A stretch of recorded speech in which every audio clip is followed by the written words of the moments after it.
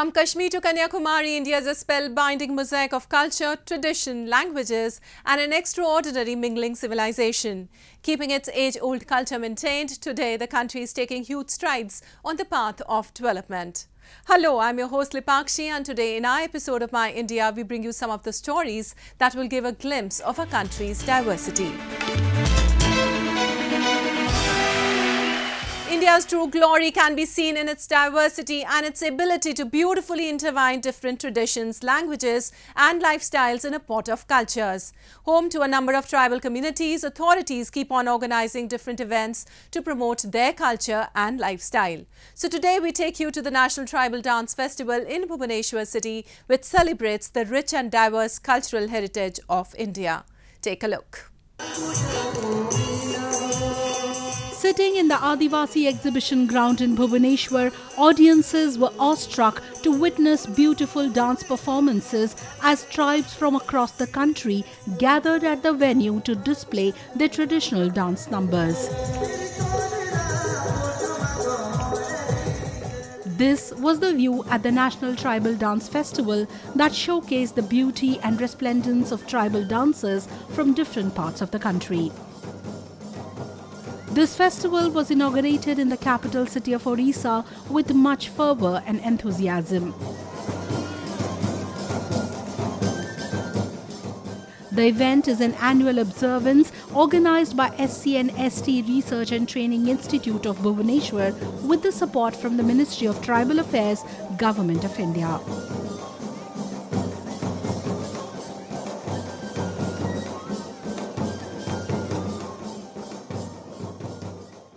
Today we had a performance of 8 states in this evening. The participants from Mizoram, Arunachal Pradesh, Himachal Pradesh, Rajasthan, all tribals group performed their dances today. Very active, very captivating dances were staged today. And the purpose of this National Tribal Dance Festival is that all the tribals group of different part of this country, they can perform at one stage, and the people of other state can meet them, as well as they can see the different dance forms of the tribals being performed at one single stage. Artists from 14 states, including those from Arunachal Pradesh, Himachal Pradesh and Uttarakhand, participated in this 3-day dance festival. Different tribal communities like the Gond tribe of Chhattisgarh, the Rathwa tribe of Gujarat, the Galo tribe of Arunachal Pradesh and the Saharia tribe of Rajasthan showcased their beautiful tribal dance performances. The dancers were decked up in unique and colourful traditional attires that had the audience spellbound and were a treat for the eyes. This National Tribal Dance Festival is a very, very good program because all the Indian national different states are coming here. And we don't know what dance is Maharashtra tribal. And also Gujarat and even Odisha. And now we are here, the organization organized this National Tribal Dance Festival. And we showed it. And I think I hope that we also see again. हम लोग को सीखने को मिला कि हर state से अलग अलग डांस देखने को मिला, भाषा भी अलग अलग भाषा को भी मिला और हम लोग से एक मेल मिला हुआ और हम लोग सब एक दूसरे से हम लोग मिले.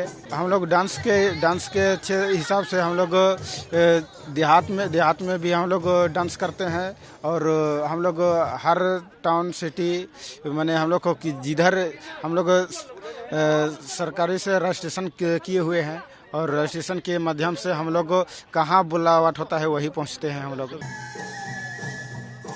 On the sidelines of the dance festival, a 3-day-long National Crafts Mela was also organized to promote tribal handicrafts and handloom products.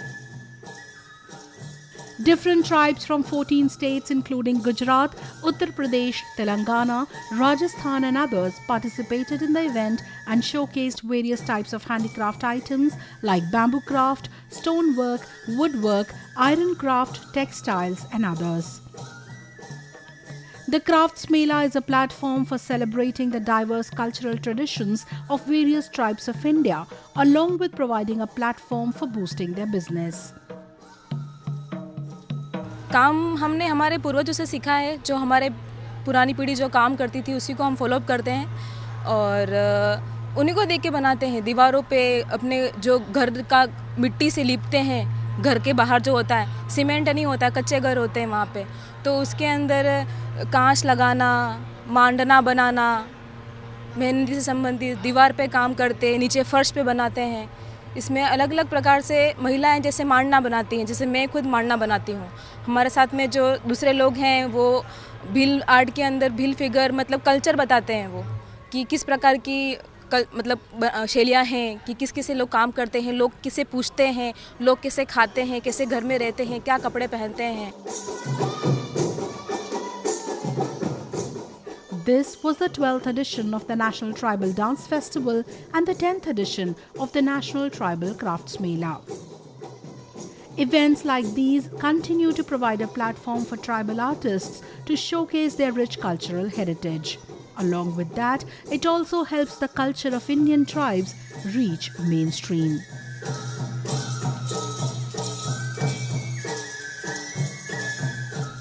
Moving on, India is known to be the land where the Sufi school of thought flourished in its true essence. A number of Sufi saints from across the world settled in India and spread the message of peace and harmony. Hazrat Munawar Ali is one among them. The saint dedicated his whole life to spreading the wisdom of Sufism, and today his shrine is a popular pilgrimage site in Prayagraj and is visited by the people irrespective of their caste and religion. Take a look.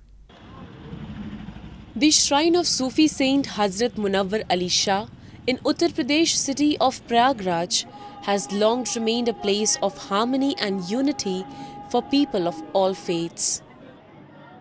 Every day, devotees from across the nation, irrespective of their religion, visit the shrine to offer prayers to the revered Sufi saint. The shrine of Hazrat Munawar Ali is a symbol of the pluralistic and syncretic culture of India.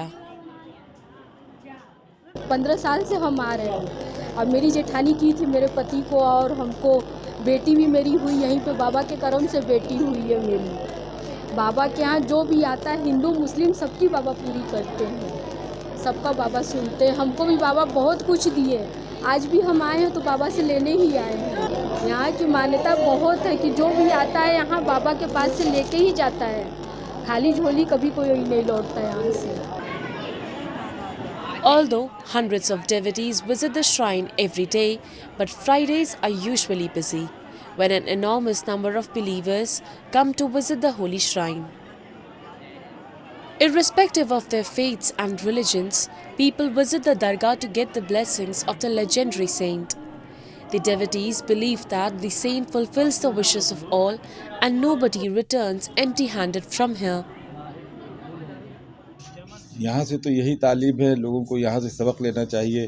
तमाम बुजुर्गान दीन जहाँ जहाँ पे इस तरह के सूफ़ी संत हैं, खानकाहें हैं, बुजुर्गान दीन का दरबार है या यही दरबार है, यहाँ पर देख लीजिए, यहाँ पर जो भी आता है उसके साथ मतलब अच्छा सलूक, यहाँ पे हमारी कमेटी है, हमारे देख रेख करने वाले खानकाह में दरबार में मौजूद हैं, वो लोग देख रेख करते हैं और सबके साथ यकसा व्यवहार और यकसा सलूक करते हैं। सबको अच्छे अंदाज से सबके साथ पेश आते हैं, वहाँ भेदभाव नहीं है, सारी चीज़ें हैं और लोगों को एहसास भी होता है कि हाँ यहाँ पर जो है लोग देख रेख करते हैं और किसी किस्म की कोई परेशानी नहीं है। वहाँ हिंदू मुस्लिम सिख ईसाई हर किस्म के लोग रहते भी हैं और कभी कोई परेशानी नहीं होती। कोई उनको अगर परेशानी होती है तो हम लोग देखते हैं और उनकी मदद भी करते हैं।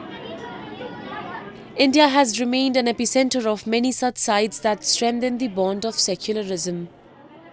People from all faiths, rising above their ethnicities, castes, creeds and religiosity, gather at these places and spread the message of peace and brotherhood for coming generations to follow.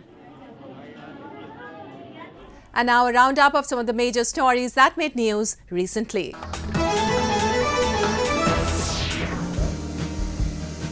Indian Navy commissioned an indigenously developed anti-submarine warfare shallow watercraft vessel named INS Antarod into service from a seaport in eastern Kolkata city. This is the second of 8 such vessels that are made for the Navy by India-based shipbuilding company Garden Reach Shipbuilders and Engineers. INS Antrod, which derives its name from an island of India's southern Lakshadweep Federal Territory, is equipped with state-of-the-art weapon systems such as lightweight torpedoes and submarine detecting sensors. These ships are called anti-submarine warfare or shallow water crafts. The very name says it is anti-submarine warfare. So their role is to protect the coastal waters where the depth is less from the enemies. So these ships will be basically operating in low draft conditions along the shore of whichever port they are deployed. India is desperate to replace its aging submarine fleet with 11 of its 16 conventional submarines more than 2 decades old, and as it seeks to counter China's growing presence in the Indian Ocean. Prime Minister Narendra Modi's government wants India to manufacture more weapons at home in collaboration with foreign partners after decades of being one of the world's largest arms importers.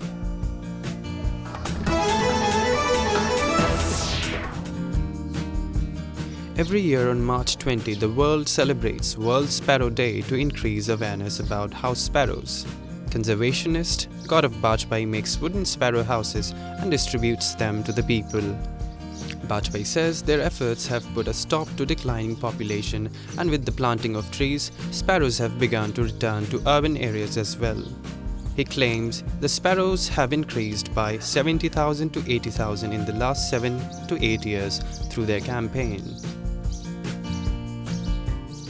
गौरैया के जो अंडे और बच्चे हैं वो सबसे ज़्यादा गिरकर मर रहे हैं, तो इनकी एक आबादी ऐसी है जो जीवन के प्रथम 15 से 20-25 दिन में ही समाप्त हो रही थी और जिसका प्रतिशत बहुत ज़्यादा था. हमारे अनुमान के हिसाब से 60% से ज़्यादा ये था कि इनकी आबादी गिर के मर रही है.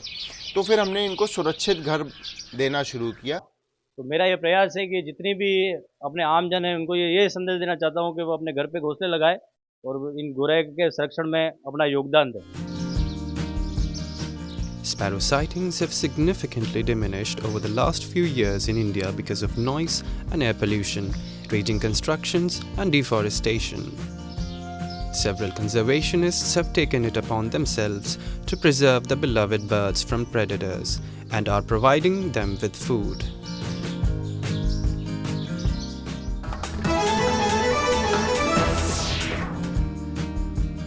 India's first fully automated biryani dispensing kiosk in southern Chennai city is bringing gastronomical delight to food lovers by delivering hot meals through an entirely automatic system. Inspired by Japan's self-serving kiosks, it was installed by the startup company Baivitu Kalyanam has machines where customers can choose from an extensive menu and get the biryani within 3 to 5 minutes. This is a new attempt, that we have tried doing it in India, because many people have seen vending machine, automatic self-ordering kiosk in abroad, especially in Japan and other countries. So basically in India, we don't have such kind of an automated technology wherein they still have to, go to a biller, counter, cashier, and then, they have to, place an order by seeing the face. And nowadays, we have a contactless initiative, from the government. So this is a kind of an initiative wherein you go there on the system, you place an order, and you pay by card or UPI, and then your package will be ready in say 3-4 minutes or less than that. Though several Indian shops and marketplaces have automated vending machines, which usually have canned food or packed food, this is the first attempt in the country to serve fresh food using an automatic dispensing system.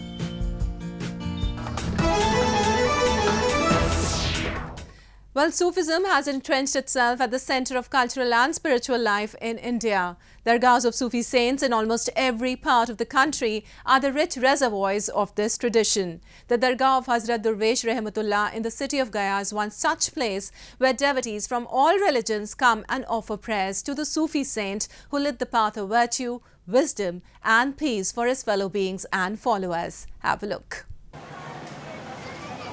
An epicenter of faiths, a place where brotherhood and bonhomie between as many religions could be seen flourished and prospered at its best.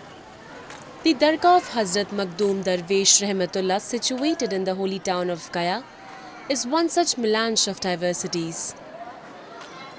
Situated in the small village of Bittu Sharif, the shrine witnesses a rush of devotees throughout the day.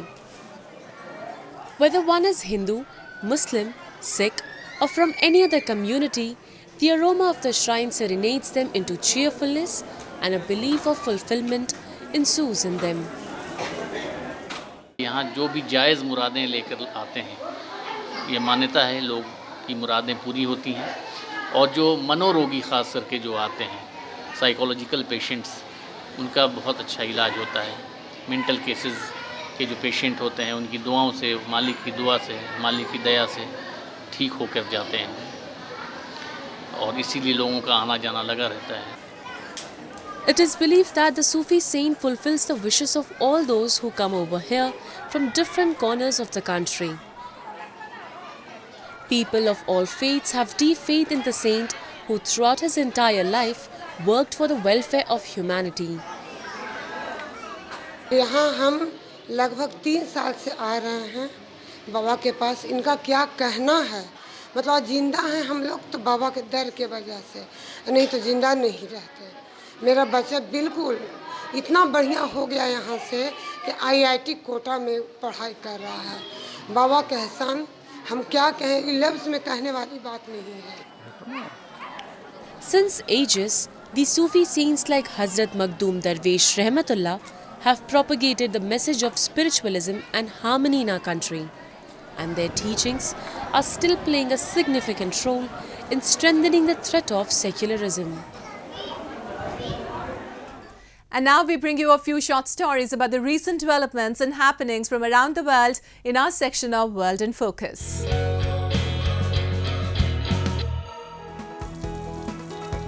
Introducing innovative and sustainable solutions, a Dubai-based company came up with different models to face water scarcity, mitigate floods and enhance desert farming in the UAE.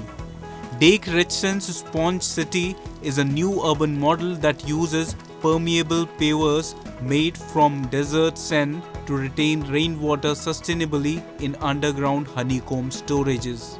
The company launched its model in the Emirates and is in the process of implementing it soon in the country. This surface area, it allows us to collect larger volume of water, and all the water collected, as we are collecting it or harvesting it, we can store it, and that all that water is channeled into our storage facility, which collects the water and stores it sustainably. The beauty about our storage, honeycomb storage, is that the water remains fresh for a very long period without use of electricity, without use of chemicals, and all the water which is harvested and stored has to be used responsibly.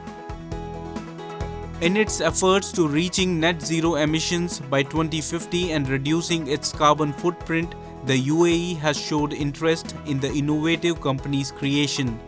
Breathing through a plastic cup filled with sand and water, which appears to be immiscible, the 42-year-old Indian CEO showcased another creation of his, breathable, or what he called magic sand.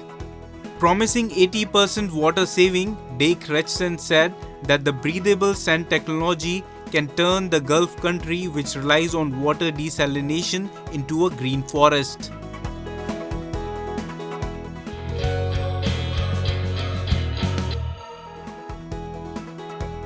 In an annual celebration to kick off St. Patrick's Day festivities, Florida's Hillsborough River transformed into a bright shade of green for the River O Green Fest. Hundreds of spectators could be seen on the Tampa waterfront watching the dyeing of river as boats swirled and dropped green dye. Live music and a pet costume contest was scheduled to follow the event, according to the official program of the celebration.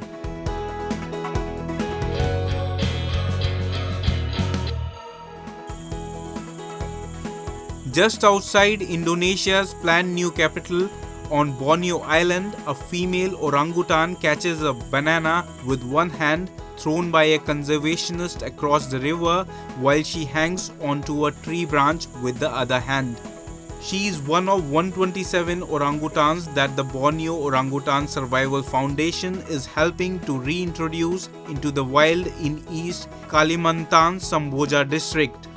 They have already lost their homes due to deforestation on the island, often linked to the expansion of palm oil and timber plantations as well as coal mining sites.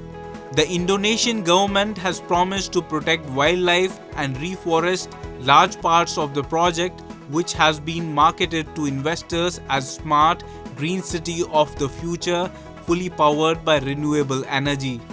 But environmentalists are concerned the construction spanning nearly 260,000 hectares will affect some Borneo's endemic fauna, including endangered ones like the long-nosed monkey, Irrawaddy dolphins, orangutans, and the vulnerable Bornean sun bear. The Nusantara Capital City Authority says mangroves would be replanted in the areas and guidelines have been drawn up for workers who may come in contact with wildlife. Foundations are currently being laid for government buildings, while developers are expected to start construction on homes that 16,000 civil servants, military and police officers will move into next year. Nusantara will be declared the new capital in the first half of 2024. Key government buildings including a palace and a presidential office must be ready by August next year, when Indonesia celebrates its 79th Independence Day.